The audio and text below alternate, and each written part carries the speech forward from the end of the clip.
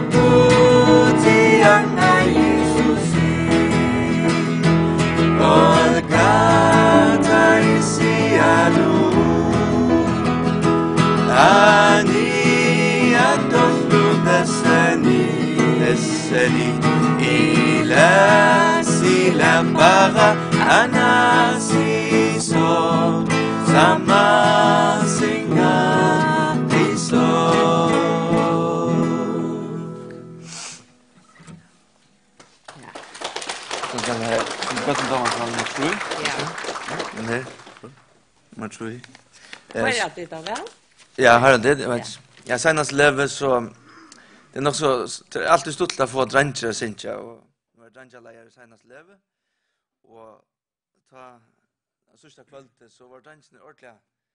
Det hade ordentligt geisten och att här ville släppa synja så sista andakterna bara och så dömde det så väl ända sanjen som kunde synja att som heter nalagak gatta herre Kungilo kungiat näsotio.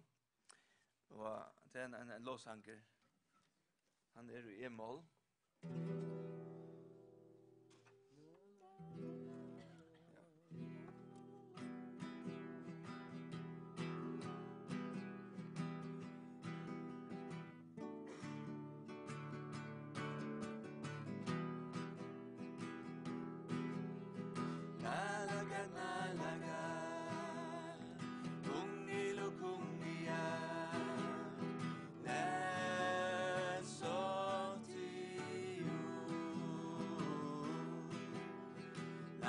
nalaga nalaga kungilo kungia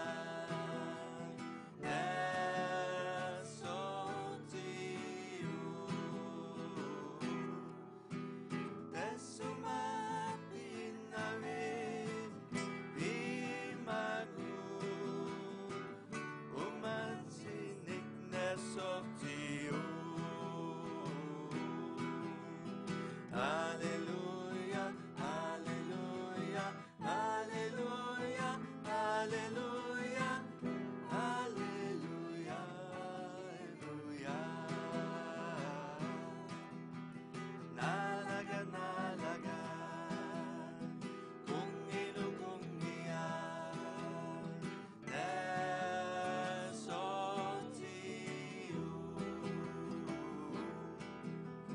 Nalaga, nalaga, kungilo kungia, nesotiu. Desuma pinnane, bimagu, umatinsinik nesotiu. Hallelujah, hallelujah, hallelujah, hallelujah, hallelujah.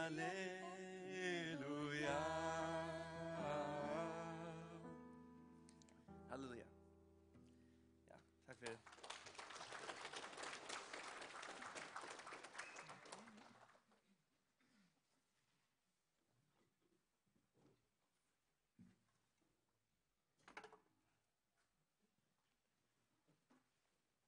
Først vil jeg si tusen takk for at så nok som kunne være her i dag. Ja. Tusen takk for at så nok kunne være her i dag. Sier vi Anne, jeg så var jeg, hun og byttene kom akkurat Janne, jeg så ikke at det ikke er til som tar bøtt for jolagaver. Og det eisende minnene som jeg har om at jeg ikke var her her ivrig. Jeg minnes bare gåar, antalligar og stuttliga løter som var vittige. Jeg minnes særlig søster art at her i Klaksøy kom iver som det første at gjøre juvelklaran. Det har vært en så langur og drikkve vet så at grunnlendingen selv tog seg om at det var den langste vetet der nærkant til de oppleva. Og så kjente jeg deisen. Og så kom det her.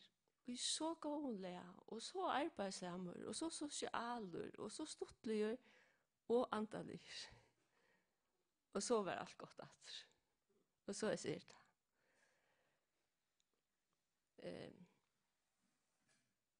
Da jeg også hukset om arbeid her i Ivre, så kunne jeg bare si at det kom ikke godt. Det kom å leve. I begynnelsen da skulle man arbeide faktisk nesten idévis for hvert eneste batten som kom. Og siste år, da gikk det nok bedre. Jeg særlig at jeg minner bøttene mellom 2011 år, da var det lange bojeliste for å komme. Og annars var det fulltingene. Så det er ikke som i førgen at du kan se denne løsning i bløyene, eller i utvarpet og si at nå skulle melde ting til seg repta. Det er det ikke. Det ligger nok forarbeid i å få det til å tegne seg. Det får ikke stol heimanfra som minner det og vite til hva at nå er det å leve atter og så videre. Men du er ikke så glad for at det kommer så mange som kommer. Og jeg kommer kjenne foreldrene bedre og bedre. Og jeg har alltid kunnet se og oppleve at få en stol nu fra samfunnet og fra foreldrene, og særlig om og appen til bøttene. Bøttene kom etter å leve, og så hører jeg ofte at det var ikke bare det ikke et sangblad hjemme som det burde, som det skulle, det er ikke tvei, og så er det givet om og en sangblad som til så eisene har lært av sangene. Så og det var nu så en sista sommar, eller då kom jag ut av hästet, det var livet där Rikke av levande. så benyttar jag av att de som var här tar hjälpte jag till juvel var hjälpte jag vi att samla bjöa vuxna folken. Och det visste sig över otroligt lätt. Jag alltid satt i telefonen en timme och poddkordet runt en timme och det fullt hus. Och bötterna kommer nu kvann torsdag. Till barnen måste komma halv 5 och det får en heita måltid som oftast. Det är inte för svång hemmator. Och hvis jag skulle sagt vet det att klockan var halv 8 vill det isen sova här så det isen just det. Helt säkert och det kommer långa vi och gräva upp i stoven upp ja och det bygger som ofta så hinner fjällen så inne här i grava. Det ganga alla vägen om man bojen och nian att alla jag vet inte 100 trappor eller vad det är. Ja. Tag sinja sanjnar som det sunk Janne alltså det just onka sang på. Det då alla sanjnar utan det och akkurat den här om Jesu krossen det första. Det här var ordentligt tidsan till sig. Och han alltid där. Nummer 22 vet. Och mestra så och då är målet och något time då är inte angst. Men det är samma veckan och synja. Och så gör det att de får kursen av Bibel och han så då gott att läsa läser harst och hinner det fylla så väl vi och det att det är som att det är en sån löta kvart det förfärder att du som det här var harst och uppleva in i leven. Så jag kommer till bors och det har ju mer sett sig nio så syns det så poddlige som gojanak på sanchen. Och det hade två och kunde välja oj. Och så blev det välja för kun sank och sunche med teacher att det syns jag ta första antan här Jan först och så syns jag det hintel sust. Ja. De minnas folken som samman vi och medalja väl och det nämna nunnene så gjorde jag jolakakor till jola ett pip det rykakor vid formen och figurer och såna så säljer en dronk bederak han är ju så nog kvar så säger det är pen. Jag hade Evald, hade Paul och hade Napoleon och hade Brita och hade Eli. Och så blev det vi. Och så kort jag det gick kort i hål i huttene och har band och kort jag det på fingrarna så Eli och Brita och ja, och så kom det upp på hanka. Så det var inte glömt näkrarnas. Så och kunde gott, hvis jag var inte bättre manna i, så kunde jag gott eisen haft ett möte sundagskvöld. Och här var det glädje att det spyrja, det minnas att det här var väldigt, det var just ett tvärfär, och det rinja och det komma det nian, och så vi det inte möte, men och maktan och inte som nu är bara torskvölde och eisen sundagskvöld. Men det vill ju yngst. Och det kom överst och att det var sån och vuxen som ville komma. Ett pär som time som kommer känna ordentligt väl som är hörst Karl Johan tala till en sån kväll. De har haft några troplager som några andra har haft. Det så det har inte haft sån fri i salen och nog år som att han har möte. Det som och tog jag valt välja bötterna det är att jag har fokus på bötterna. Det som jag själv har huxat nog om till sambanden är man kan se Bibeln om bötterna kan det lösa sig. Men Jesus säger i Matteus 18 låt de små bötterna komma till mig för dem inte. Och så säger han och i vers 18 säger han Suttje til at ditt ångan er så små i vannvira, du sier til ikke enkla tarra og i himmelen, suttje alltid anlitt fægers smuns som i himmelen er. Altså Herren God virkjenner bøttene, og han sier enkla tarra. Altså han vannvira helst ikke trunnar til en luttlom pattene. Og det må jeg si at dere inn i leven og det er lust etter bibeltøymen og antakten at de sitter vi andakt og lusta. Og det er stort litt ekla jeg det, at jeg hører bibelsøvner. Og det er bare leierne som ordentlig vite hvordan det er inni kømeren, som Napoleon sier, innste sintkjent av lovsøngen. Og så er det.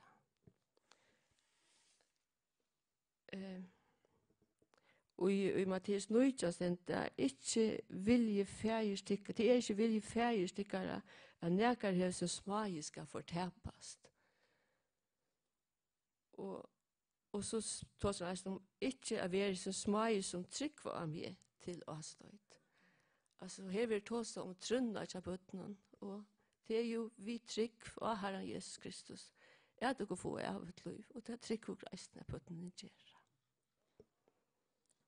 Så, takk for det, at det ikke ytterligere vi som verste, utan tikkun ytterligere, så kunne du ikke bo det glede bådskap til disse grønlandske bøttene, som, ja, de har nok bruk for det, de har ytterligere, men neien her er ikke større enn neien i landet er større enn hun er her. Og ta og hos om Grønland, så gledes jeg om at det er noen føringer som har så stort hjerte for Grønland. Og da så finner det av vi har bygd her, hvordan grønlendinger føler at det er et folkeslag i heimen som anerkjenner deg og som er gode til deg. Takk for det.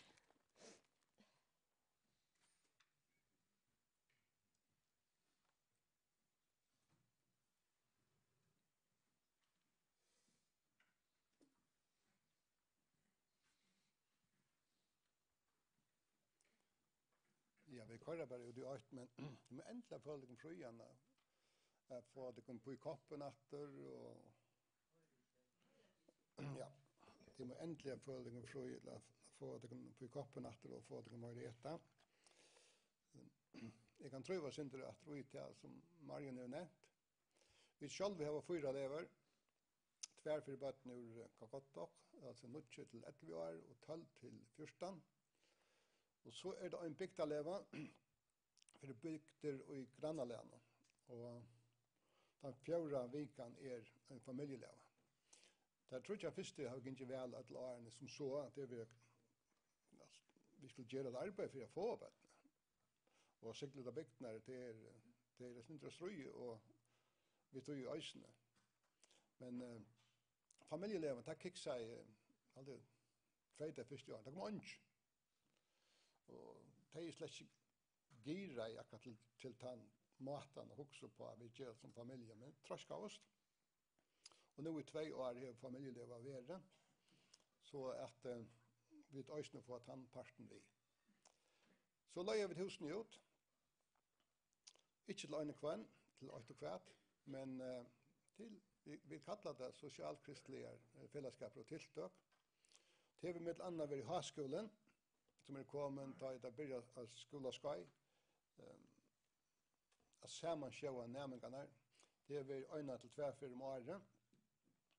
Og til etnast øyelig vel, den tryggvande medover som kom vi, Jens Åle Setsen, Semsen er det nøyder.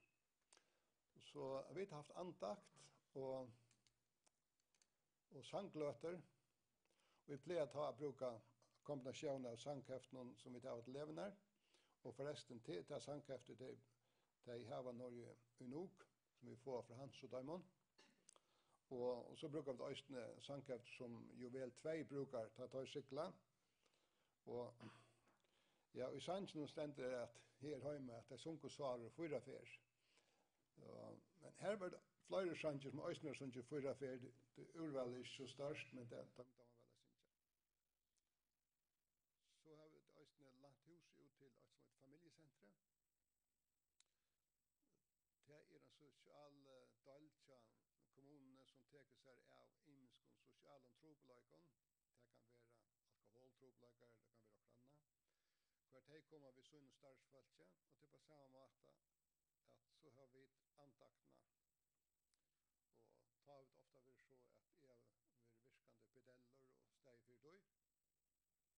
Og første for i fjør så la jeg Etelsheim i husene, og til olikare stortlager kan jeg si at det var så med treiter, men fyrstokvinnan hon var inte försiktig vid och kan jag hör vid Jehova eller något annat.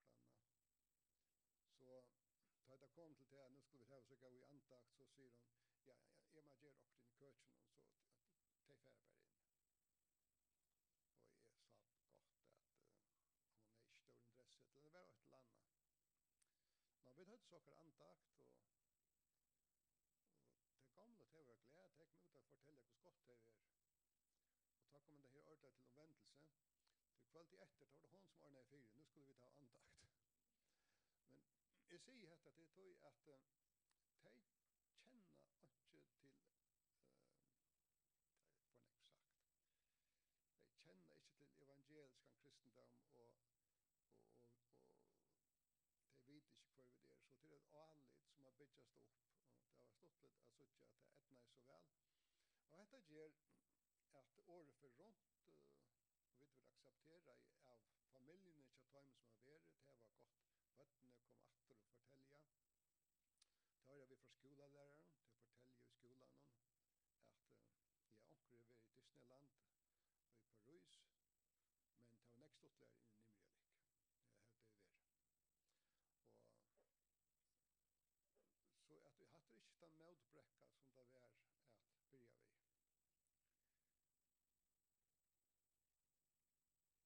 Så kunde vi som Marin sagt, vi kunde haft just mer än vi gör.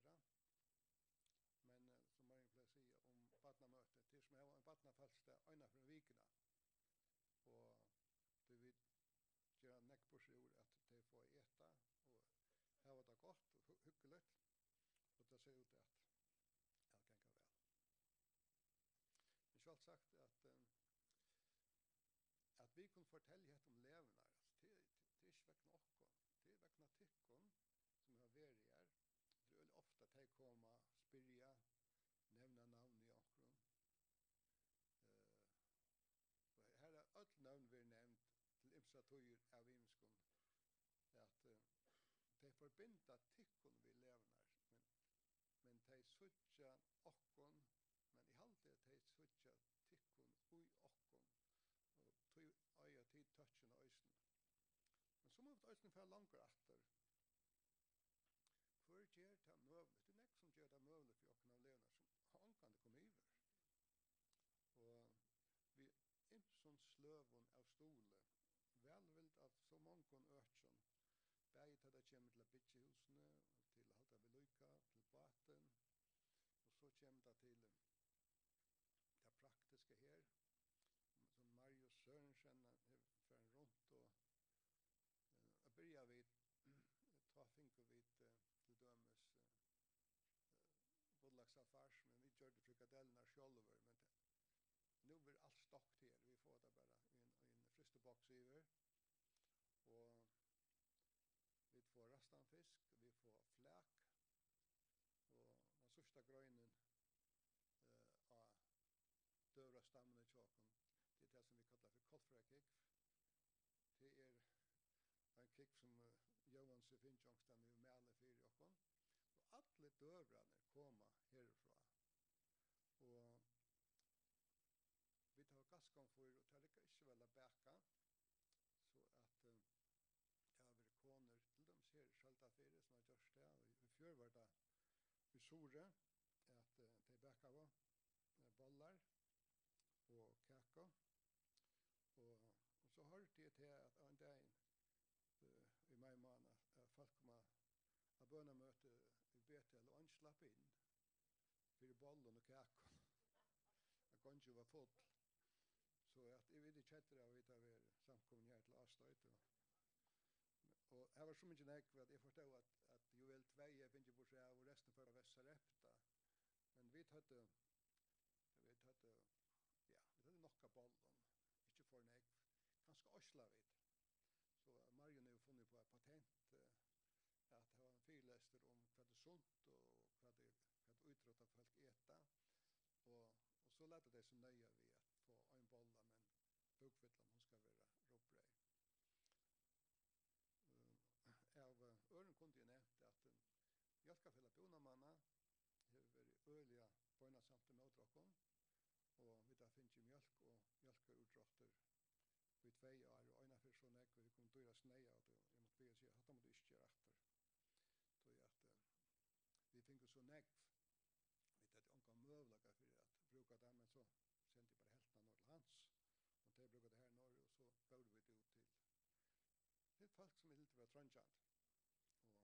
Og jeg kan også nevne at i samband med fisken, flætje og kjøtt vi da finner, så loppet av, og i fjør skjelte jeg det til Edlesøyne. Fikk 6.000 kroner for avloppet, som kunne føre inn i rakstren, og i år har vi valgt ikke å selge det. Vi gjør det bort til folk som trøndja. Når vi kommer å kjenne flere og flere, og vite hvordan omstøvner ikke nekvann, og nekvar stekar mammer som knokla og røyna å få økonomien henga sammen, og har vi ikke nekv, så at vi egna reglelige. Og så det også noen gammel folk som ikke kunne gjøre det selv. Så vi vil bare si takk for det, og lette dere vite at det kommer vel vi og blir brukt, og som en pastor i evangelien. Arne Johans kommer til oss om bytjearbeid i sommer, så vil jeg gjerne be en halse fra Guds år som relateret til det vi vet til oss om. Og jeg velger som utgangspunkt i Filippebrevene, kapittel 8, hvor Paulus sier i 5. verset, jeg takker hånden 4 at tid lykker fra første dag og til nå, jeg har haft samspillet vi med og i arbeidet for evangeliet. Jeg fullviser og i han som begynner godt verk og i tikkene skal eisne fullføre det til det Jesus Krist. Så sier han til rett for meg å huske så om tykkene ødel, så jeg har tykkene hjertan og begge lunsjen med innom, og ta i berge og stedfest i evangeliet, tid har vi jo ødel part vi mer og i nøyen. Det noen vers i Bibelen som sint ringa tøya. Tøy man vet ikke akkurat hvem sipar persons fornavn atter til. Til dømes, hvis jeg tar et døme om ikke fengavokta, om etiopiske hirmannen som førsynna lai heimater til Etiopia og ikke blir frelster og søkjand. For Guds ande taler til Filip for alltid at det er som vaknen. Og Filip hører han lese og han spyr han skilde til at han leser. Han sier, hvordan skal jeg skilje at han utlegger det for meg? Og han fyrer på vaknen og finner ut av hva det som han lyser. Han lyser Isaias profet, Trøyaltrus, og han bruker det til tekst. Og så det som henter at han sier, her er noe vakt, hva hindrer for jeg kan være doktor? Han sier, hvis du tror så kan du gjøre doktor. Han sier, jeg trykker Jesus Kristus, sånn gods. Han først og bare ned i vattnet, han døpte igjen. Og så stendte han for løysynne ved glede. Så spyr jeg, hvor får løysynne ved glede?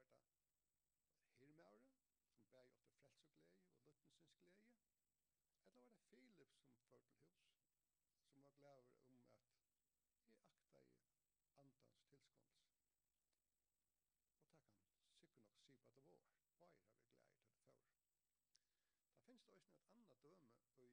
Korintherbrev kapittel 8, hvor Paulus taler om men jeg vet hvordan trykk vi har, og jeg viser også at han ment til å være det som mer lite opp i henter.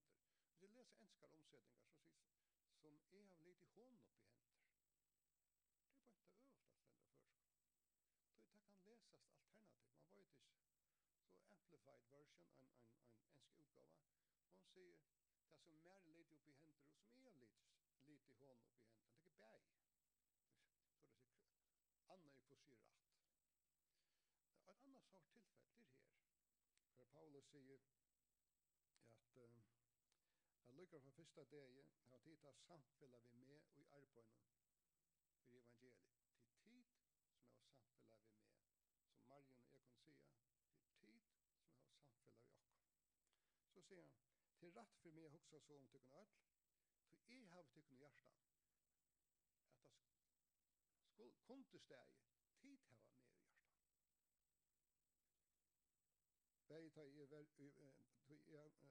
Bæg i lunsjemøynen, og ta i verg og stedfest i evangeliet. Og så sier han, tid har part, jo ødel part vi mer enn øyene. Og jeg skal ikke gjøre meg klokken og si hette er det ratta.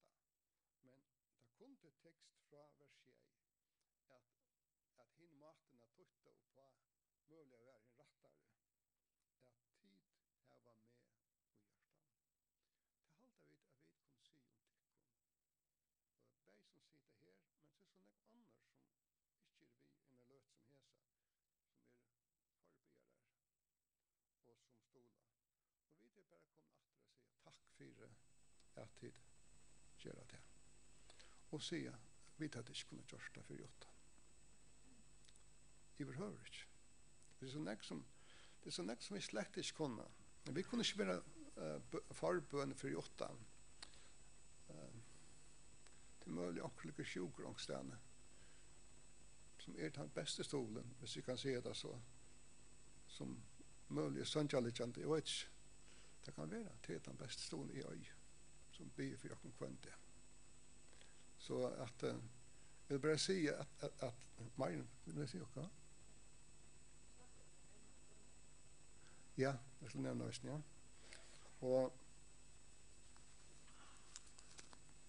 Roland har en stakka bønaløtene vi inn, og hun ligger, stakkeren ligger av båren, bløyene litt atanfor kannene her, og her er første dag i måneden, og det arbeid som skal gjøres i sommer, som er bønerevne. Og så bygger for arbeidene framveis, og vi er avhengig av stole, og at folk må være hjelpe. Jeg tykker ikke for å lære grønlandsk. Øyne for helt at jeg skulle klare det innenfor 2 år, men ta var jeg 3 år gammel. Og det er mer enn dobbelt så gammel, og det er sikkert hansens torføreste mål. Jeg skiljer noen år her, men det er som er sjangst ved grønlandsk. At hvis det står alt, så er det ikke. Det er på politikk, det er ikke livet. Ikke livet for en alt er livet. At Amalie er således oppbyggt. Men Herren har hjulpet oss ved tolken senest 2 årene, og til som har vært til vita hva det er, at vi har kunnet ta seg danskene, og så har haft gøyant tolk. Og det er vi og medtallige takk som fyr. Men det er et mål som ber til å skilje hvis man ikke tåser med mål i landet nå. Det kan det ikke.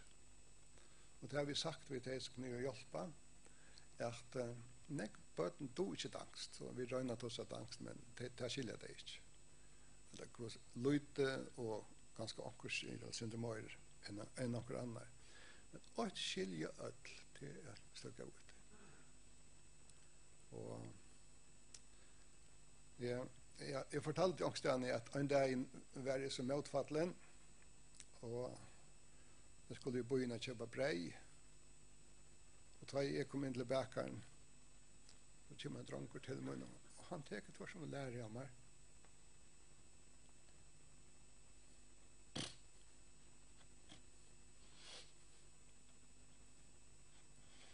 Hei, han vet ikke hvordan motfattelen var. Og jeg tenkte at Herren brukte den lille smadrongen at oppmuntre den gamle mannen. Men så sier jeg, det er kanskje slett ikke smått at jeg glemmer. At det var akkurat til kunne løye den. Og de kom ofte til akkurat. Som det, så vil jeg nevne. Jeg prikker meg i fotamøren. Så nevner de navnet jeg også. De spyr jo til henne. Og så hvis jeg spyr hva det er nak, hver, så sies så veldig mye ut. Og så spyr jeg den når han kommer etter, som jeg bare sier, i samme immak, måske. Det er karløkens male, som ganske flere av tøyman har finnet så lydig av. Vi skal ta et døme. Napoleon har en fransmann visser. Han tog ikke et år av danskene og minne grønlandskene. Han tog til å spille ved bøttene. Han sa tøymavis og spalte ut deg. Og da han så for oss det, da tog brød av det. Mævren som omgående sier noe, et år som vi ikke forstår. Men mævren som har en medferd, som visste, han tøymer noe vi åkken. Og så spør han om noe andre jo tøymer det. Marion var en sånn fin og flott seminar i Nok. Var det vært om meg? Svitt hesta. Jeg var altså en fra Nunavut i Kanada, hver det Eskimo-røysene. Og hon sette det fram mer teoretiskt som forklarer det som vi gjør, som vi teorien 18-4 her, henne har vi ikke alltid vært så klare over. Men hun er jo kanskje vært i orden likevel. At flere av bøttene som opplever omsorgen er svikt, og tog får tendens til selvmord, skjøttene, tog det øye bare døper minne. Her er en stående som gjør det at teker bøttene for ut i landvittamon, det var telt, og så var det okkur vidt, og matcher, og så er det finna forskjellig for og det var omsorgen og gjøre den en løst opplevelse. Teorien at han for det er til opplevelsen ble en løs tunnel, eller løst rom. Og ta ut vi som minnen færre til forskjellig kjælet, som er myrskrom, så bør de deprimere deg. Men her var det ljøsa rommet, så kunne de fære ut det, at det er et ljøs rom til. Og dess langere det kunne, og mer det kunne være inne i ois ned ljøsa rommet noen. Dess minne er vanten for at de fære inn i at det er myrskerommene, og gjøres tunglint. Og vi tar øylandek som takker seg sjølvan av døven. Det er særlig unge drønger som gjør det. Og teorien her var hatta hjeltetøymon i hasen. Da Marion hørte sånn, ja, men det er det som vi gjør. Vi gjør bøtten og et godt opplevelse. Jeg pleier å si at vi før en gang skal komme. Det skal få nok å ete. Det skal være mett og proppmett hver øyneste måltid. Det skal få fri å sove. Ønsken skal forstyrre deg, og ønsken skal heller avregva deg vi nøkken åttene fra. Og vi tar nått av vakt, og som heldet er rønt, og som også anser etter at alt er trygt og godt. Så vi tar vi til å gjøre noe som bør skila bedre enn vi kan skava voksa. Men vi tar framvis bruk for hjelp i sommer. Vi tar bruk for leieren. Vi tar til å ha samme program som i fjør, og kanskje brøyda det til 17.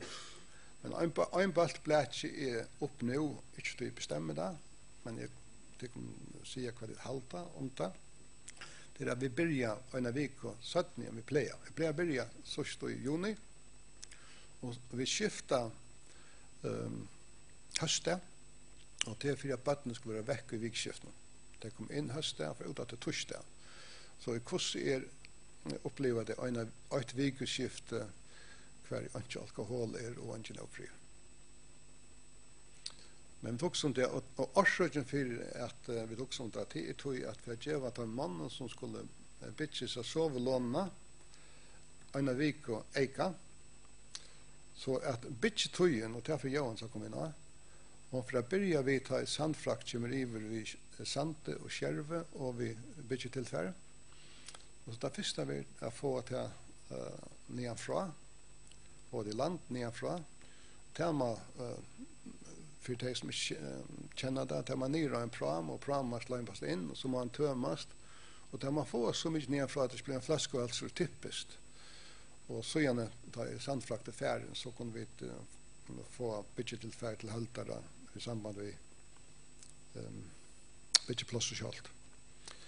Och så räknar vi att heita etnas där finns i husen så mycket klar lio att vi kunde brukt det i år. Vi fjør la jo vel, vi hadde lov til å sykla i juli, sinter i august. Og ta svevo fra 1 til 4 mann som bor, tog vi og manglar sandjaplass. Så det hette hus kommer opp, for det gjør at sandjaplass til alle vilja feien at det skulle ikke godt som koma, det kunne tid arbeide lenkan, straunan der. Og det skal også bare til, til familjerna kommer iver, vi gjør 2 rum, sin større, så maver og kona og kunne ha også ha bøten vi. Men levene skulle ikke være større enn det Ikke skal være møyre. Utan at så kunne vi ha flere familier til familjelevene, så hver familie er færre kammer i pars, til det som tanken at han fyrer høyla. Hei til så etnast, det er vi glad. Så er det en mulighet for at hvis det etnast, eller kanskje sangkrefter ur fargen kommer iver i augustmåned, så færer vi jo vel 2 soretter. Til nå kjenner vi nok snakk folk ut av bygd, selja Marion, fra sjukusen av. Og færer en møtefer, og så er det også til å hitte bøtten som kommer av bygd til levende. Det har vært i 17. helmiddag av august, hvis det etnast. Og så er september måned til andre som vil løye husene, og til åpne selv var at arbeidet vi er vi tog som er etter å gjøre. Hvis anker var spyrje okker, så må jeg gjøre det kan høve. Er det okker til å spyrje om? Hvis ikke så gjør vi Johans år lett oss om utbyggingen i sommer. Takk for det, og bedre takkene vi er til andre, som til kjenne og vite om, og sier at de var øyelig glad ved stolen, og for å være båten ærlig, de klarer seg kjøtt. Takk for det.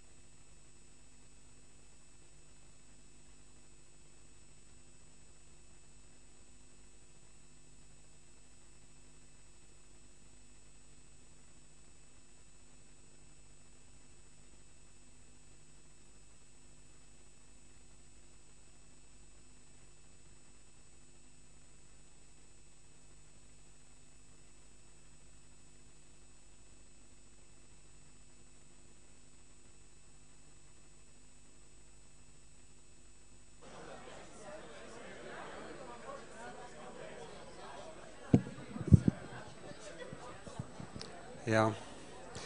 Ja, god dagen. Det godt å være her der, og at det første ferie her i Elem, men jeg nok kjent anlitt, og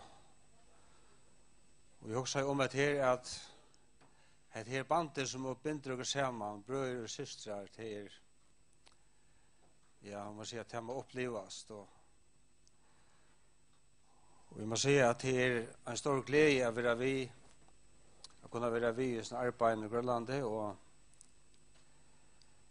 man kan bruke sønner til som man finner fra herren, og det er så mange som har vært her i til årene, og jeg var vidt en mann i år som også sier og kallet for Jon til Hansanes, han gift ved Emme i Lorvik, Jon Poulsen. Han var nere i Tjukur, og han la her, etla fyrre, og var ivrig i Hotdog i 2001 og 2004 sammen, og da husen ble bygd her, og 2004 tar vi og bygde henne navn fremme trappene, og jeg minns en dag en tog var jeg ivrig og finnes så ytla at det her gang gå opp hvordan trin skulle være og hett og breit. Jon satt her og så kommer en grønlander eller danskere forbi, en malermeister som bor her. Han var sin beskjed, men så spyr han Jon, du kjenner du trappeformelen? Det var nok så viktig å kjenne han for å få det kan gå opp, så ja, men jeg også sier at i samband med det som gjør sommer, så også sier om å vise bare disse myntene og vise og be til nødgjørsvarselen her, og til syndesiende, og til noen få mynter til å arbeide her inne i 2011, og kanskje for å si hvordan kjøtt her gikk, så hadde så Pottel nevnte, så er det tekjen i Solomon at det skulle være nevnt å finne et hus oppe i sommer, så her er ikke nok sprønt arbeid og grev arbeid. Fundamentet til huset eller til grivet ut, det skal bare sløybes en plattrom og så kan huset sitte stått her. Men jeg også jeg viser seg myntene her, og jeg hadde ikke på å si det, men levende eide ikke fikk, og mest jeg løyvd, og til litt her vi nymelig lik vatten her, og godnene tar det for heim, så får det en t-shirt som hever hatt en merke og syklingarleien fra Gottok eller Juliane Hopp inn her omlag 16 fjordinger, så det teker en god tøyma vi jo vil. Og her så tjukker en panoramamynt av levehusen, og til vinstre mynten her elverk vi har bygd, og atanfor levehuset her kommer så starsfolkehuset være. Ja. Og her synes jeg jo vel, han gjør det klare til, dette var i 4 sommer, han gjør det klare til å sitte kjøp. Dette tar mennene som var ivrig, og jeg hadde myntene tidsen av Hans Johansson det var i. Og av ivor så platte jo vel 2 å legge inn vi proviantet, så Pottel nevnte bollen og øren, og en kjøver og Kottlafjøret kunne. Ja. Og det var et år tullende i mai måned, det var noen ryser her. Og så tog jeg ser myntene vi, her og i mai måned og i 2011, da stod det at farmann ser borra og så ikke Pottel her. Og så synes jeg går Johan, her Ronavik, jeg vet ikke om han i det. Han kom i standa for språngingen. Og da det var borra og lutt, så foregår sin det bortifra og så ble språngt. Og så sier jeg at det 15. mai at badren sandfraktet kom over og plantemaskinen Allt var kort upp på hättlene här. Så ska allt surras fast, så inte färre i vintern. Men onkel løte er reisen til frytøy, og her så ikke einstendere fiskasøyl, og her er nok søyl å få, så her ligger vel for vi sier vi Hans Johansen er tids som tar stand her og fiskat og få ganske eit om vikene. Sista sommar måtte Paul var veie forbå, og det ble nok søyl.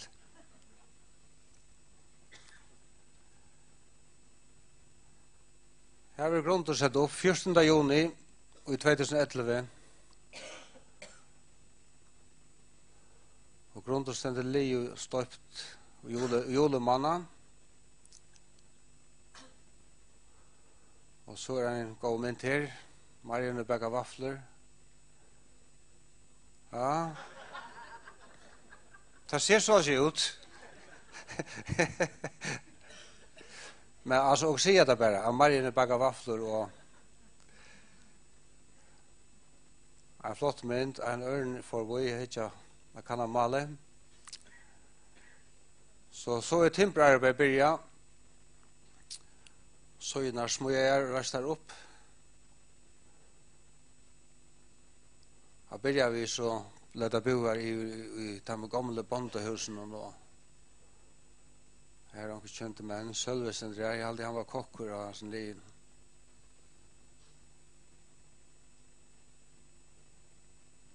Og så var bare for å vaske seg, ja.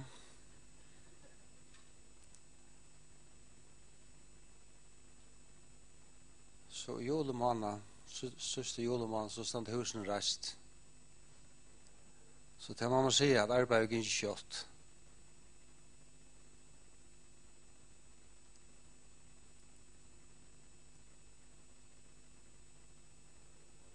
Ja, nå vet jeg ikke akkurat han tar mynten tidsen, men her er som mennfaren utfører en tur så til Heidi Kjeltenar. Jeg skriver her 90 grader at han fyrir så hadde det deiligt at slippe i her og få seg en dukkert. Så var smøy innan, det var så året etter, 2012. Dia så var jeg, han var lunsjer ivrig, og han kokkast her i kampevånen. Hette her er nok så stortlig mynd, tog at sandfrakt har vært ivrig ved tilfære, og nok var tilfæren var ur gamla Bethesda, og Dias, han sitter og spiller på pump i ordentlig Bethesda her. Og halda føringa derfor i Aknar i Kaldbakka. Aknar Peder. Ja. Så allt som skal inn her, det skal fraktas via sånn her, som prame som og graverer så helt til at dere er langt, og dere er faktisk langt for åndsje fra en entreprenør her i byen, og at det har vært en vasigna hjelp. Her er jo frakta noen 100 tons av tilferien. Jeg hadde sørste sommer med noen var ivrig, ta var det minst 4 turer. Jeg så ikke så at denne mynd av levnen, og omstående hvor skåer det er.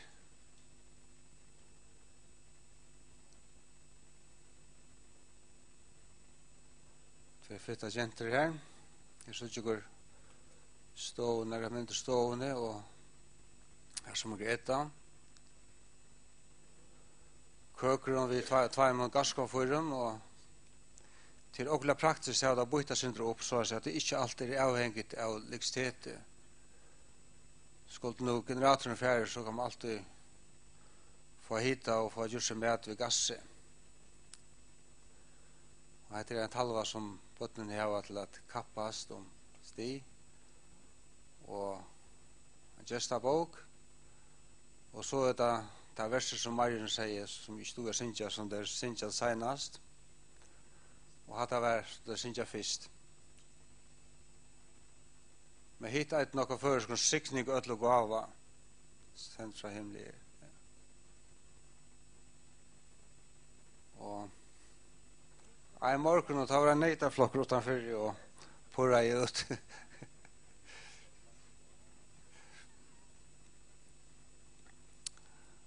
Det helt otroligt att uppleva alltså silvittne.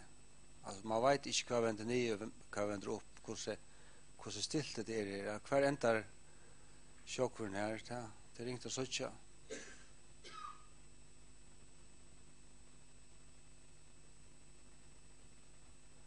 Kakao och chipskex får botten här. Ta jag går här ivrig och det var 2016. Vi började ju på att det är elverket. Det var drönsnar och spänt över vi och så har det inte upplevt för och så det har varit ordentlig upplevelse för det här att kunna vara vi och hjälpa som mann och blanda maskiner kvar här och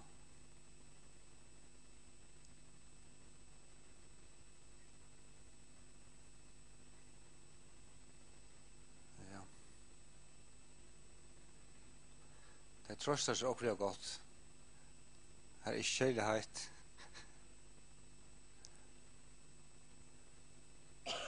Grillparty och kvällte till hon har låtit här sen regn och baka pannekakor.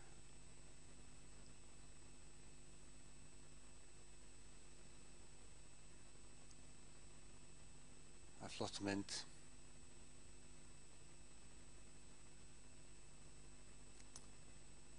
Här är bottnen färden en utfärd till så att här är en bond är långt in i fjörden här och så blev det färden till han där vi visste. Hästar i resten här och här stannar det fiskar soil. Jag näka soil var att få här lite det. Det Napoleon så jottan vi gör rent. Så en frulöte ut ja terrassen.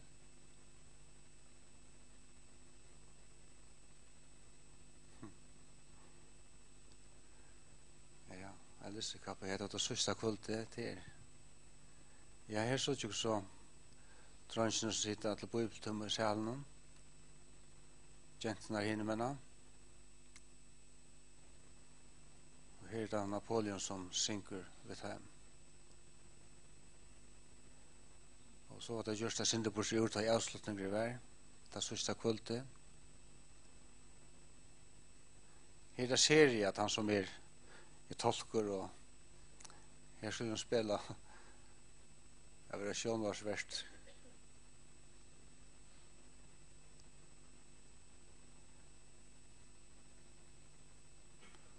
Det var inte att han säger farväl.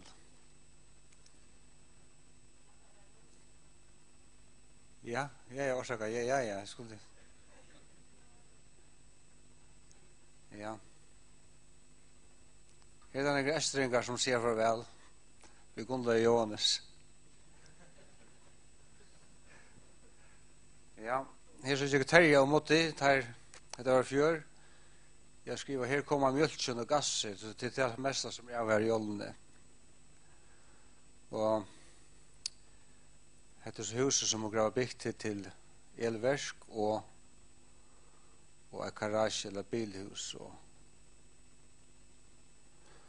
vi också om att han har tegningen är godkänt av byggmyndiglagen här i Gatok, att det byggs så läs att generatorerna som stannar och har sina trim och fundamenten och till en sumpen ner och i så läs att skulle det vara en oljeledje så skal så sumpen så står att han ska kunna återhålla alla oljerna så onkur jag har också om så men jag är vi sementerna så är ett arbete jag gör sommar till att jag sätter trutja motorer upp. Den ene är här ivrig en Deutsch motor som är omlagt 13 kilowatt. Och så har jag en Lister motor som är 5-6 kilowatt som är hemförjun till omvällingar. Han ska stanna här och så ett 3 aggregat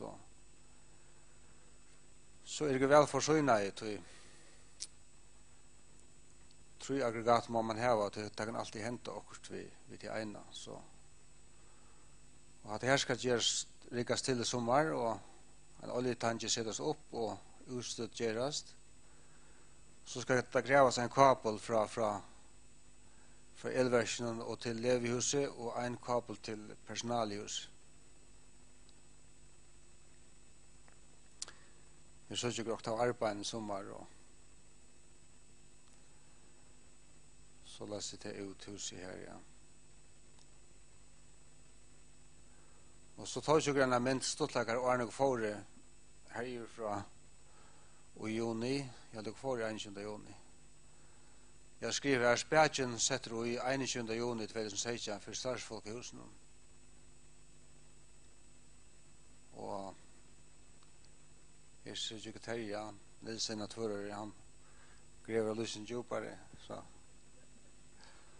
Så här vi är arbete börja på stadsfolkhuset och jag har inte terminen när vi, men Marne är gå män var i ursättne och tar jag planerar allt att här öke och stopp tunnor ner i lente så att fundamentet till huset är just det som är ettragera till att stoppa en betongplatt och sätta en låg grund och här så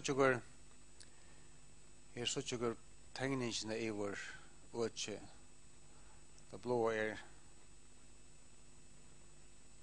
vattnet och jag hade vattnet här, ja, och så är leirhus här och stadsfolkhus här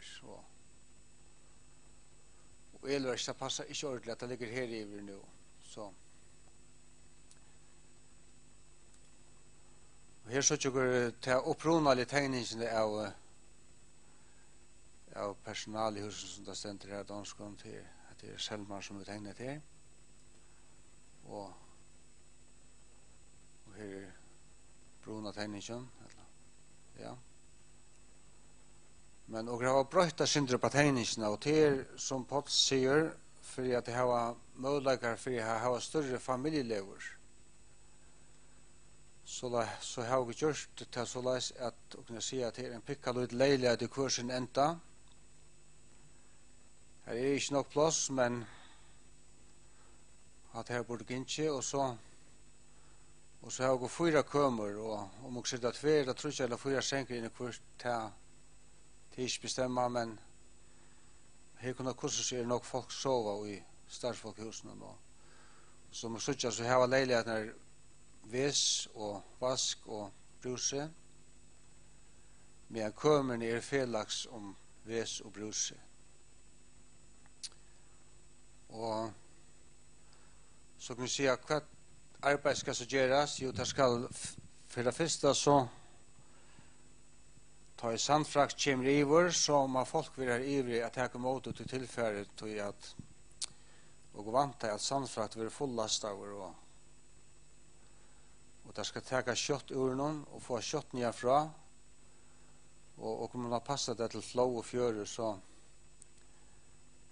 det krever noen sterke menn. Her kommer bare isolasjon som er lett av vekt, eller lett, og samt og skjerver, og alt temper, her kommer alt til huset, kommer i baden ta, som vi er i ennå for i mai måned. Kanskje sett ni helt, jeg vet ikke akkurat. Og så skal grunnen støypast, og til en formighet, sementet kommer, og santer kommer og skal ha skjerv. Plantemaskinen er ivrig, aggregater er ivrig, og ta et her i gjørs, så vil sitte lukt av og huset sett opp. Og atlan er å få alt tilfær ivrig, og så bare skåret til er ivrig, og det er alltid at det er for knossest arbeid jeg gjør her i forrige, så skulle sånne folk til å lytte disse elementene opp ur baten og oppe av flækan, så og det er alltid at det lukker kjøtt at det er ganske en mer iverskådere ivrig, og så vil det bare alt kappa til og gjørs det her. Og til og kan jeg si at jeg hvordan noen mannskole, at jeg vet ikke ordentlig, men det kan godt ivlappast. Og hvordan så er det at og begynner i smuja, så kan jeg samtidig begynne på elinstallasjonene og varme og sånt. Det kan faktisk alt gjøre samtidig. huset kommer ha en sånn liten krubekjallare, og så vil det isolere godt i middelen undersløyene, og så vil installasjonen bare i VVS og el, altså lukt og det vil en dobbelt innvekkere, så og huset vil gjørt av timper igjen, og kjørepapptak, så og så at det er bruk for utlom fagområden her, så vet jeg ikke om jeg har så noe mer å si om at det er. Er det noen spørninger? Godt for det, er det noen spørninger? Ja. Men halda det ikke til at det er realistisk, altså, så at det er velst om hvor stor mannen ikke er at bruka en 2 måneder på så at huset stendet oppe. Hva sier Johannes? Ja.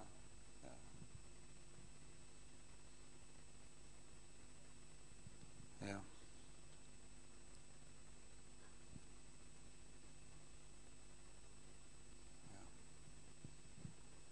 Ja. Nei, jeg skal ikke lunsje hvis ikke mer jeg spiller om sånn. Så vet jeg at ja. Takk for det.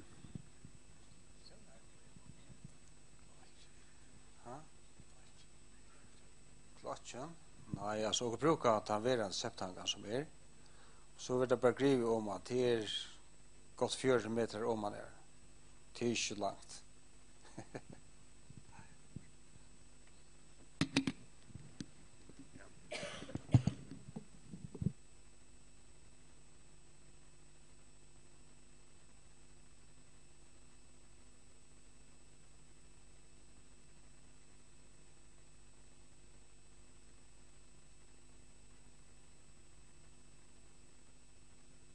Takk for Johannes. De sitter så øyelig still. De må gjerne si akkurat. Og her akkurat etter barnen, så får jeg det endelig. Jeg skal ikke skøyte noe på i det som sagt. Jeg har jo en prestasjon selv, men det fikk ikke rikka. Så det har bare glemt meg. Her kan det være akkurat mynter som det kommer 18 år i fjordlums av venen som ble gjort i hest og mann. Og jeg ble fer inn øyne fra mannen, og så bare hittet til husen. Jeg har vært tverferden her. Herren har lagt en mann til min som heter Anders Mathisen.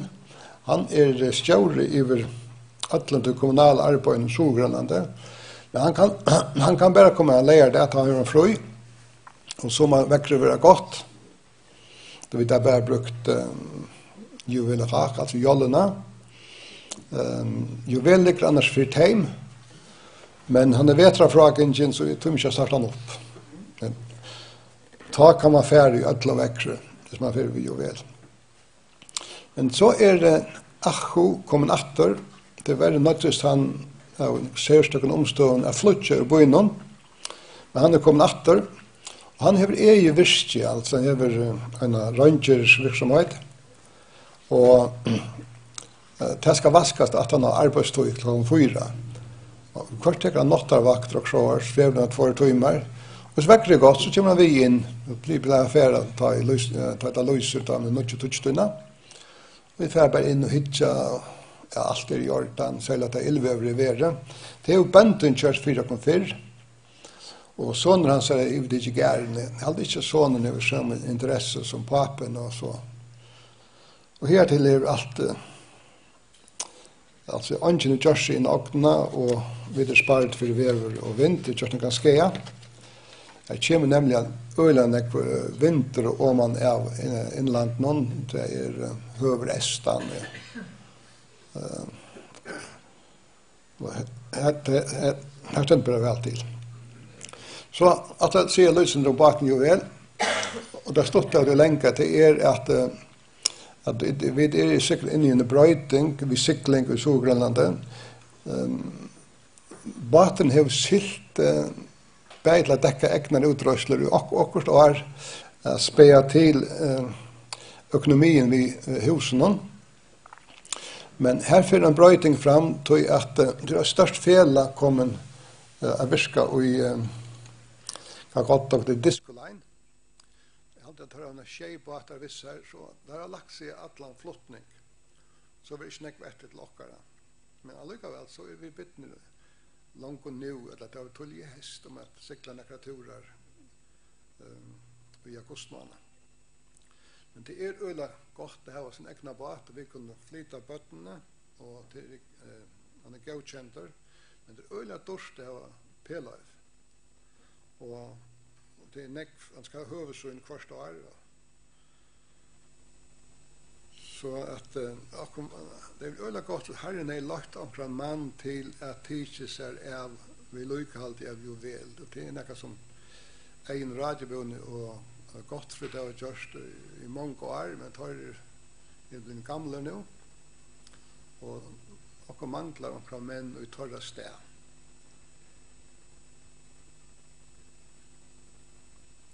Så at bateren må utgjøre sånn, og det er nok, det var ikke nekva gjerra ved baten, men en brøyding for fram, som jeg kan nevne 4 gang, at Emanuel, han Siversen, han mistet et øynene deg på Seløyve fra 34 ned 20. Det var en avlokka, 4 år. Tog at så kom det skiklet der skolaklassene som gjerne 24 her aløy. Så sier han som med at det har sagt vi han, og jo vel vært det neste. Men det kom han ganske så lengt, og det har klei av øysning om avgjørende at hun var tidsen utan at nøkker Nuts kunjer kräva kom fra Kipasøyen, hun kom vekna noe helt annet. Og hans fikk godt folk av sætjene. Stjåren av Grønlands tele, Christian Davidsen, som er stjåre av tele her i Førjøen. Og Svajen Marna, Marna er Appasson just Tune. Skipsverkfrøen arbeider Knut i Hansen. Og tar kontakt av høvdskontoret i København. Og urslutet ble at skipasøyne i Nuuk, Grønlandet, var sett av søyespår. Nå skal Atlantsjætjen køyre direkte av høvdskontoret i Danmark. Men det er ikke avviklet. Og han ser ikke finne nytt løyve. Okkar er ikke tid. Men vi fytler ut et skjel hver i skiparen til dømes vottar at hattar og hattar gjørst Nutsje bjørginga batar kommer ombord og til dømes og forskjellig anna. Så fer man et 4-bilds sikningarløyve, og så kommer skipasøyne, ta det kom okte forboi, så kommer de ombord, hitja, nå alt som tar skriva av. Og til det var i ødel årene. Men i fjør finner vi et ångad i 4-bildsløyve. Det er svære av ångad i 8 år på fyrene vi sendte inn. Så tema er bare rikke etter, og hva det nå for å hente åkken, det vet jeg ikke hva det er som vi var. Så at her var deres antall i tjenestene i Grønlandet, det er rettelig kostnader med ikke krevjende teknisk, og jeg har selv ikke forelager tekniske og nytteløyte, minne, så jeg vil innskje til at jeg bare kan slippe å gjøre det, antallet, det klarer jeg helt ikke. Men at de største kreftene som jeg etter meg, det er faktisk å røtja kontaktene ved folk som jeg vet har finnet, og som jeg sier, Marion fær så øyelig nekvar, men jeg får en nekvar øysene, eller nekra. Og så nek strøy som det er av baten, så vil jeg ikke av. Han har gjort det at jeg kan melde nye kajene som er almindelige med av. Og da som vi verfte, og vi ærer, og at det bare er med av som sykler. Kjem man som missionerer, så er man setter jo bas. Og så er man ikke i gasen almindelig som skal arbeide som at henne må gjøre. Og det er vært en 4 måneder for evangeliet at jeg har kunnet være det, men jeg i praksis gjør øyla løyte. Jeg silte bare en tur i fjør. Det var vi som har trauser til det mangler. Og det var særlig Evald og Paul Kvalpa som var langsta strekket. Og så var Jans Norrøy på ikke Gottfred. Han var i sin høyla måned og gjør det nok arbeid i Leonøysen. Så alt er øysene en oppgave som man kan tørre. Så bygger fyrt i øysene. Nå halte jeg for øyne for en at jeg hadde kun året. Det er alltid det fria det.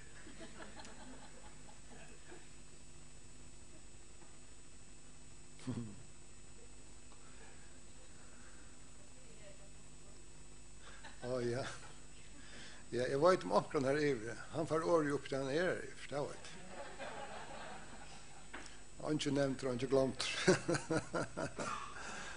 Ja, det er nok stort at de kunne bli fri alene ut.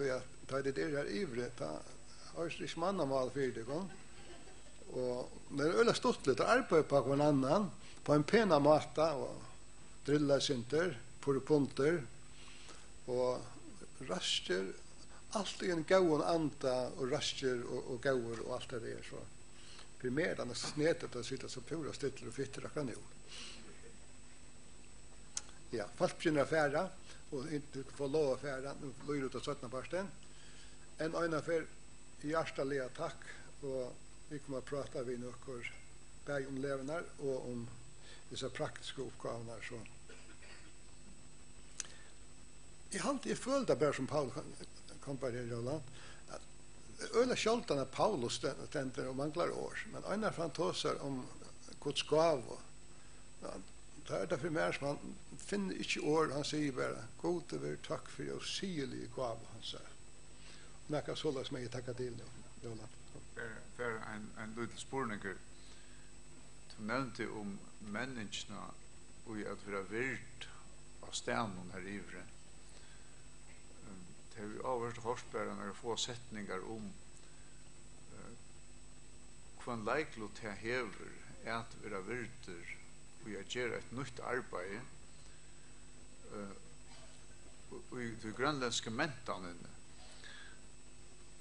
Her var det andre lyknande arbeid som skåta arbeid eller okkurs anna ungdomsarbeid eller dette arbeid som tidgjera i at her var det å leve så mye nytt eller så mye ørvise at det er færslik av viring. Ja, så. Det første jeg sier at skautar har vært og til et forfattelig skautahus som ikke var brukt til langt gjørender og begynte i et badnearbeid som et skautarbeid. Og han pura frøyer henter, så det var faktisk et evangelisk badnearbeid, men det var ikke vi bona, ikke organiseret som så. Og da han så for hjem så datt han i 4. Og videre så blir jeg atter på en annan måte. Men så var det en 2 år var ikke, så blir jeg grønner skautar, men i halvt av 2 år av før så datt han i 4, så bare nå er det ikke. Vi vet ikke til leven, så det en parter av grønlandske elementer til å få ut i naturen om sommer. Og til tiltaler grønlandske elementer. Så at det nekva stedene i Grønland at det var leverhildene til de reikrossrever, vi tar siltfyrdar, og skolen hever et hus som jeg vet ikke om det nordisk samvirke eller hva det bygd da, som gjør en slapp av lena, men så slapp han ikke lena da. Og fra gaven falkon inne i omsidningen til Vegarita, at det tog jo til evangelisk kristen og kyrkjen tog få det nok til slett vi skulle bruke det. Da skjøtte vi skulle bruke det. Og det var faktisk norsk som gjør det at så begynner vi bare selv. Og vi vet som hvis det ikke var hent, i hele tiden var det vittner. Og så kommer inn parten av spårningsnatter. Da vi begynner, så kjenner ønsken okkur. Vi gjør det færen, Marien er kommet, og med at vi har Janus og Marius nevere og i røysene færen, at Marion kjent fra sjukhusen. Og jeg skal se at jeg kan øyne, hvis jeg er bøyen ved Marion, så skulle det ha gått tog. Hvis jeg er ferdig, om jeg bruksene kjøper en margarin, pakker margarin, så var det akkurat hvor jeg ligger. Og da jeg kom inn, så stod jeg etter margarinpakkene, og køyene kurven fra sted. Men Marion, hun hikker, hvor er her? Og hun kjenner alt. Og hvis hun ikke får snakke med det, kommer hun til å snakke med henne. Og de blir djupt kjenslig involveret av suttje. Hon vil vi av sjukhusen til ikke møte, og de blir frisk. Sjukling blir frisk, og familien kommer og vitja, og de kommer kjennast. Og eisne hit, de får ut at en kvidder i kista, og vi er lett i kista og trøsta. Så her var en klem og tar. Og så at sier Marion har nekk mer kontakter enn jeg har. Det vekkner sitt arbeid. Øysten vekkner sin person. Nå kommer jeg brev til helt sikkert. Men alt det skulle bryes av nødjon, og så kvar som vi har gjort det, så for året ut, som Marion nevnte, at bøttene tok heftig og forlanget av at omvalp skulle synge vi. Og så forlanget som bøtten, nå skal vi synge bårvers. Så det alt det sprøyes. Og at en skolelærinta fortalte oss hva bøttene fortalte første dag på skolen, hva det var. Og her var absolutt levnar nummer 8. Så det som hendte i huset, som skolen har reiesrett iver, det var så sikkert ikke brukt. Så det er bare vi som har levnar, og det blir ikke annet gjort i Grønland. Men da når han får å si alt det her, da han får å si alt det her, at jeg tror at jeg er sjukast, og jeg har et vannet arbeid av sjukasten og møter folk. Og Pott sier at han har så haft jo vel, og kan ganga mellan ned kajene og betingene, og alle disse som man skal bruke tilfær til juvel, at de kjenner ut Pott. Så jeg husker åker at skal et evangelsverk fortsette her som åker så er det tydning at man kommer iver og kan finne et vanlig starv og være en av folkene. Rokker vi det til som alltid vil fungere best. Og en sånn semi, hva sier man, utvikler av en samfunn. Så hvis det er noen sjukrasistrar her som mangler en større turver av sjukrasistrar enn av laknar. Det er sverere å få sjukrasistrar enn laknar. Og sjukhuset kan nesten ikke fungere så få her vokker. Og det er så et starv som du pjøst ikke doa maler for her, at du tolkar i alltid ansetter eisene. Og det er nok annars og praktisk til menn som bär man då angst och har ett håndverk så för och inte dräcker så får man arbeta samma det som man kommer. Så det är bio och rätt att det skulle komma sådana folk i för. Kan nämna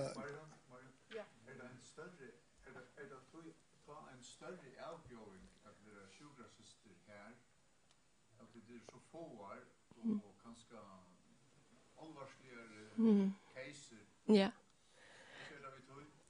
Det er avbjørende, ser lærerukt og meningsfullt. Du vil brukt ved utlåntarmen evne som du hever om man lærer om medalja nok. Jeg har omgått lært så nok om sjukrarukt som jeg har gjort her i.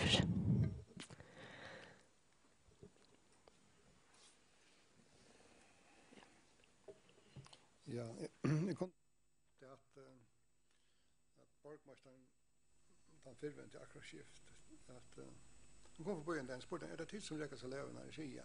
Kanskje komme ned i kontoret om dagen? Jo, så tar det. Nå er jeg så øyler tog. Men han skulle krøste et kvarter i midtelen.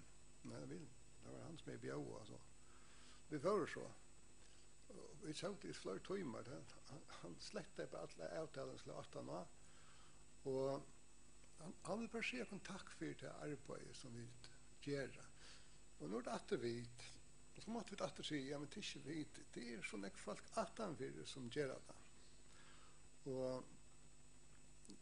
da jeg ville bjøve battene, så fer jeg Elin Nesemann ble hjelpa meg at skriva det av grønlandsk teksten, så han passar til grønlandska malet og mentan, og samtidig som at hon har forståelse for hvordan sier man noen andalige ting av en høstlig en hatt av grønlandsk, man ikke kan bli en vanlig omsettare gjøre og betale natur. Det øyla positiv skolan. Ja, så skal du slappe inn. Öll undervisning stekkar, vi kom inn, og vi slapp sia, og vi er inne på en klasse så lunch, og mangler akkurat i lære, jeg skal takkes og gjøre dem seilen, og bjøre dem. Og så for året rundt, og jeg halte at vi kunne si at det var kanskje så omtallig at sier videre virt, men jeg sier at verst er virst, vekna tikkun som har stola og hjalt, og i et vaksande mål. Nå ønsker jeg bare å kunne utvide det til flere bygder såretter, så langt som vi har juvel.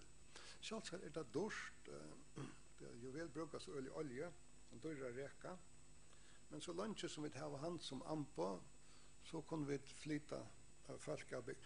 De har ikke annet tilpå om næka som helst. De og godt og hava da nøkker utrottar tilpå og okkur anna. Så på 20 veker hatt ikke møtbrekka, helt hindi.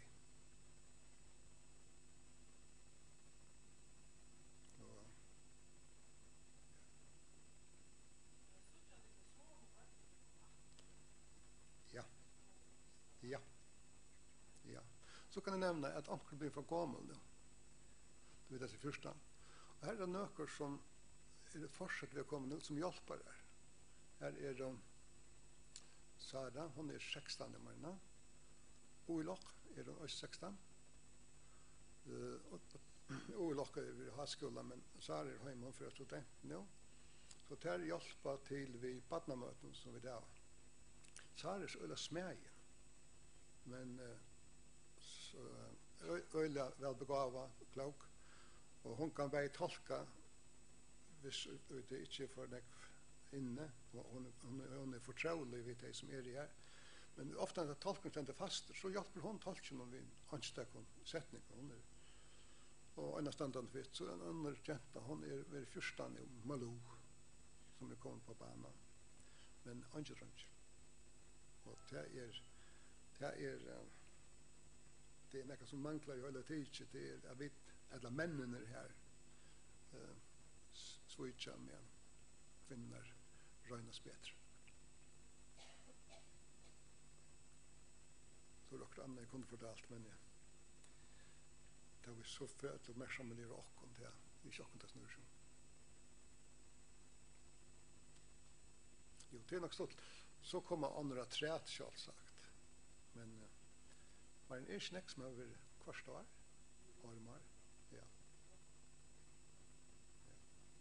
Vad de betalar 100 kroner, og det som jeg vil si, det er ikke for oljen at juvel, eller akkurat for oljen, det er ikke. Så at, men det er en kostnad som ikke vil være for åndsje, så at jeg skulle sette 100 kroner seil på høykant og møte opp. Og til nek som kom, stikkmøte, ville jeg ha 100 kroner seil natt. Og da regner vi sier, nei, det er at leven er fri åndsje, men det er tekniker gjald, og det er mer for at skapa det at du tykker avbyrd, tekner du, så kommer du. Og hvis vi sier, nå flere bøyelister, er det sagt nøy ved deg, og i sørsløten møter ønsken opp, og så får vi ikke utnytta kattjeplassen til veldig harmelig. Det er årsøkken for det vi gjør det. Og selvsagt da vi er ferdig ut av bygd, så er det sånneste plasset det er Amassevik, og så er det Amassevik, Gottfred. Er det ikke, det er 8 kjøringen av Norstalik, og det er en større helmegren. Gav 3 til Sydprøven. Ja. Og så til trykker til jeg sykler fra Sydprøven inn til Massevik. Det er fra dottast til fjørt, kanskje. Og til det skjedd til det fjøringer i Barjanes, så det var. Det sitter ikke noe syndrom om det snakker og langt nær i midten bygden der.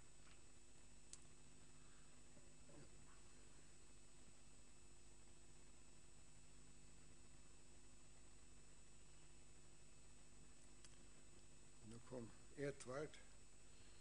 Edvard og Tor som var ivrig. God dag, velkommen. Tor har flerfalt av tjenest. En av dem tar være portører. Og portører tar gjøre sånn middelen annet at det er så sjuklingen som ikke er gang for. Og tyvärr hendte det at Tor kom nu i hest, at han nerv kom i klemme sammen. Og jeg har haft diskuspolapsene for og det var peanuts at de møtes ned. Så at jeg ble innlagt der, men det måtte være Tor som jeg lette meg i bør og tok meg ur børene. Jeg kunne ikke badge meg nækka, så de måtte lytte meg bøynt opp og vente meg i luftene, og så i sønnkjene. Og så la jeg her, men så kunne jeg åkte på sønnkjene i la sjukhusene, og så måtte Tor komme inn og spille portører og lytte meg opp og vente meg og sette meg ned at det bøynt så løs. Og det får jeg aldri glemme det for.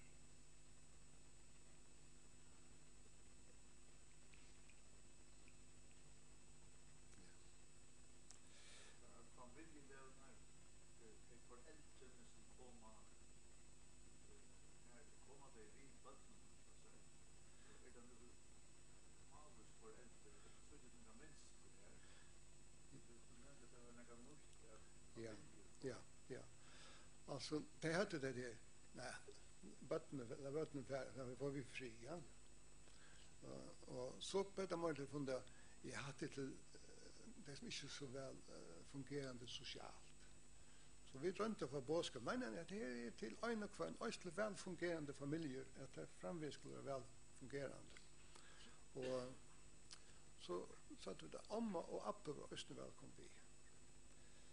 Så vi kan si at det er noen føren her amma og Appe var vi. Det øyne føren med var ikke med, da var mamma til henne vi. Politisteren, Marion, det var foreldrene i Grønlands. Men så er det ofte bara mamma og bøttene.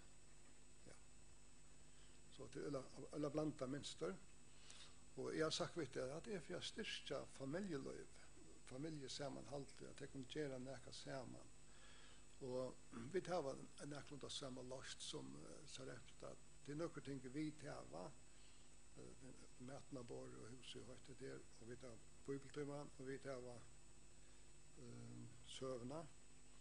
Men det her at for vi på og spiller vi dem, det regner det hver i rett hei. Og til oss en prosess som akkurat det byrja, som sommerføren er nok nytt for deg, det skulle lære til. Så kan jeg også nevne her, at akkurat vitande er bare en vaksen frelst, en om. Hun ble frelst, da er bibeltimen var for bøtten av familien. Det er hun så vittna for Marie Nattala. Og hva annet, vi presser ikke bøttene til nækre avkjør. Vi forteller dem Guds år. Nå har vi selv hatt alle bibeltimene, alle søvnene her. At hva evne jeg så har haft, så har alltid tidset 2 dager til Kristi deg og opprøst. Det har fått det alltid.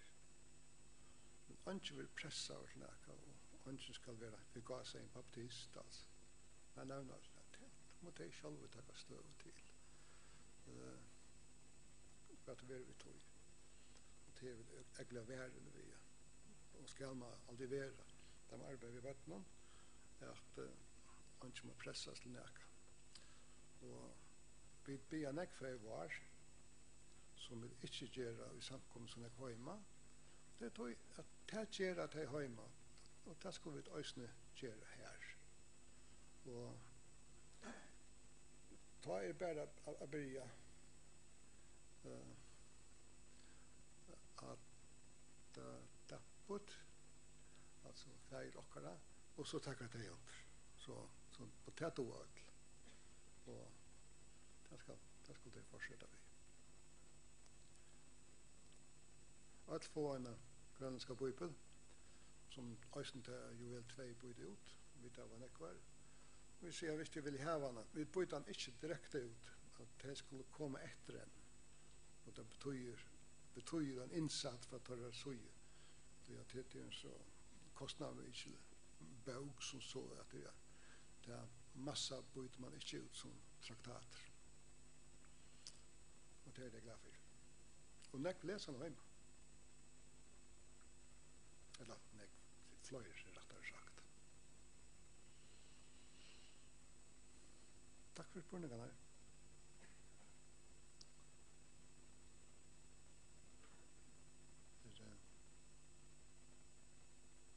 Vi tackar vad du. Men hvis tid er ringa at du skulle ikke halte på at det var døyfått tøy, og det skulle føre deg om pura fri affæra, så er det ikke få sitte mer. Men det er velkomne å sitte og løte og prate. Jeg vet at Johans vil gjerne prate sitte mer vi disse mennene som skulle avtaka seg av byrda bygging. Og vi tar undangång menn til alle ser utan å støypa. Det var onker som ville komme, man kunne skje ja, og så høyt var en annan idé, og selvsagt kunne han svære på standande fot, men menn positive. Men katjen har vi finnet, jeg vet ikke hva han sitter, det er Vanja. Hon kommer över och ver allan mig och Jonemanna så att de som går ut och arbetar de kommer till Däckabor och kommer se man kan tacka för det och ordna vanja rest. Och jag ska säga att alla handverkarna är förfärliga raster men inte alla är så husliga. Så att det är dåligt att ha någon som vill tacka sig av tog.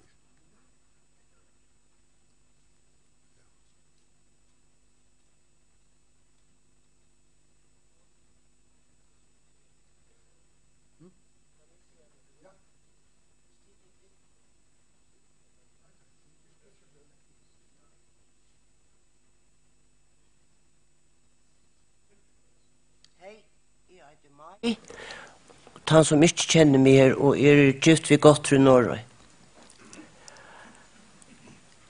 Det som jeg vil huske nekv om, er nå med vet av sitte her og kanskje ta nekv lenge sørste togene. Kanskje år. Og det at vi som ikke fer her i og ikke ganske ha en mulighet affære at vi kunne ikke støypa eller smuja eller hva det skal være av tog at vi minnast at bia fyrir hesson tingene. Gå tid, let okkon alderen gløyma at bia.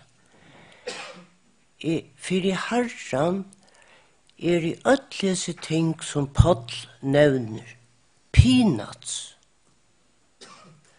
Men jeg halte at Herren innskjer at vi bia fyrir døy. Til dømes hans papurene til jo vel. At løyve ble halvera tja Immanuel. Og lænanen av her sånn flækan. Og nekv andre ting. Bare til å suttja en stauran bad litja ivri og Juliani hopp som nøkker folk i fyrjen har sendt ivri. Bare til det her. Jeg har alltid så fantastisk. Og jeg ber Herren virkelig om at sikne hese mennesken som gjør at det er mulig at dette arbeidet kan iverhøver virke. Og nå det kanskje ikke så nekonefolk onker for å sted over, men det en innelig bøn til tikkere, koner, alderen at nokta tykkara mannu. Jeg virka fyrir Herren. Det så ofta at jeg har nei, konan lukka som ikke vær så nekk fyrir som her. Gåve tid veri heldur fyrir tog enn at to etla tid vera sover at Teneriffa, Gran Canaria og Kanarsk, jeg vet ikke hva alt eitir. Jeg skal lova dekon fyrir at Herren fyrir sikna dekon 20.000 ferna meira. Vi tar at hit leta mennar til dømes færa til Grønlands. Etla vi jo vel 2, etla hva det skal være. Atlantic Mission og andre arbeid som vi tar. Og jeg fer i eisen jeg takka taim og konu som heva stola mannen og i affær og lottak og i omkron av etnis tiltøk. Men gode tid, let okko minnas, kanska onker jeg skriva ikke nyer, og jeg har ikke ta besta minne, men at vi minnas at bya fyrir jes nir tingene som paddvar inn i år. Og vi standa saman i bønnen, er det pura samført om det at Herren fyrir sværa. Kanskje vet ikke akkurat så leis som pottluksa i etla som og vi tuksa, men han sværer. Så det var bare det som jeg vil si, at vi minnast at bya fyrir time. Takk for. Vær deilig hun at det er her på Tjadik.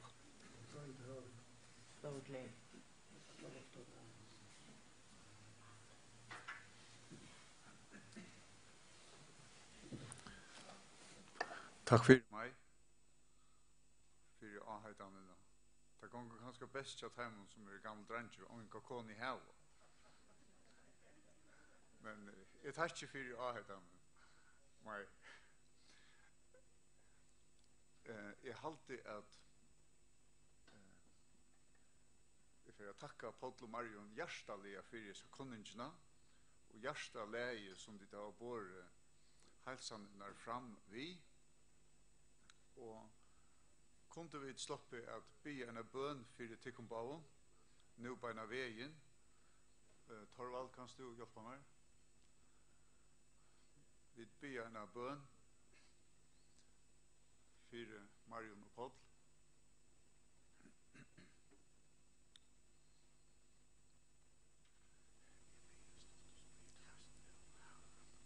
Heilige god og feir, vi takkar her innelige for Jesu løte. Vi har haft saman i Ellen og i det. Takk for alle de som kommer, menn og kvinner, som har ahua, og som har hjulpet til, og som ikke har hjulpet til. Feir vi ber til om at en og hver eneste en vi fender av tøynare nøy og tøynare styrke, og fær ho og styrke at hjelpa til, så lesna som du kallar. Styrk ein og kvann, Herre. Og så ber vi for Marion og Paul, ber om at du verger deg likamlige, at du styrker tara likam, at deg kunne halda av i mange år at treet, verger deg imot sjukon og avhappon, og feir styrk deg eisene, salerlige og andalige, at tega seg av det som andans verste, at fremja evangeliet, en gleda bådskapen, nøye tøyna. Styrk deg feir i himmelen, og gjør dem om mange år at treet, og så ber vi til fire det som bøttene som Paul og Marion har nevnt, tar foreldre, og enda tar ommen og abbon som vi har hørt om, at evangeliet fevner om ødel, og lov fyrir ødel. Det år sier at andans avvekster til kærleitje, glede og frier. Leta etnast heimen at bæra til grønlandska folkene. Kærleika, glede og fri. Vid ivergjøa Paul og Mario og tarra familie som eisne spjatt i Førjun og i Frakland og Belgia og i Danmark og Grønlandet.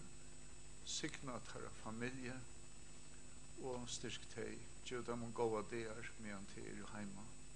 Vid ivergjøa teg, vi tøynar henter feir i himmelen. Amen. Ja, Bremas feg, jeg vil eisne takka til for at herre, at du giv jo kunne upplån den her møveleikan herre, at du kunne være vi i tog arbeid som vi har gjort i Grønland her. Og jeg takk til for alt de mange her, de som er kommet her herre, og alt de mange som dere kunne tanke om, som og vite eisne har vært vi i tog arbeid herre, og så det alt de eisne herre som og vi ikke vet om herre. Takk til for alle til samanlagt i hender herre, de som har vært et arbeid oppe i bønnen her. Vi vet jo om at jeg eisne må ha signet deg her. Herre, jeg vil eisne be for Paul og Marien her, at de må kunne hava det godt helselige, og her ivrig og Julian i hopp her, og at være en vittnesbord her, for tje her, og takk til for det som har hørst her, at dette versk her, har vært jo avvokst her, og til det verst av vi i tunn arbeid her, og utlmøtjen her. Og jeg også eisne om det som ble nevnt flere for her, det her, det av Paul og nå av meg her,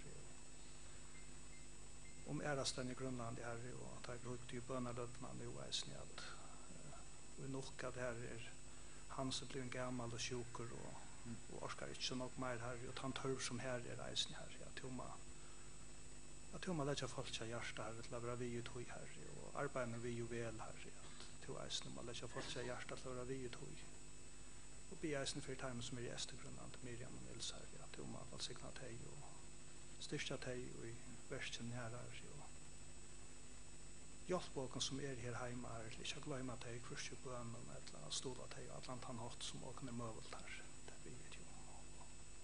Og letja seg alt det tøyne henter her, og takka til for at du døy for åkne gav, åkne henta møveleikane, at dere kunne være vi i tøynen verst her. Sikkert noen som vi her, og ber til tjåken hentan der, tøynen døra bra navn igjen.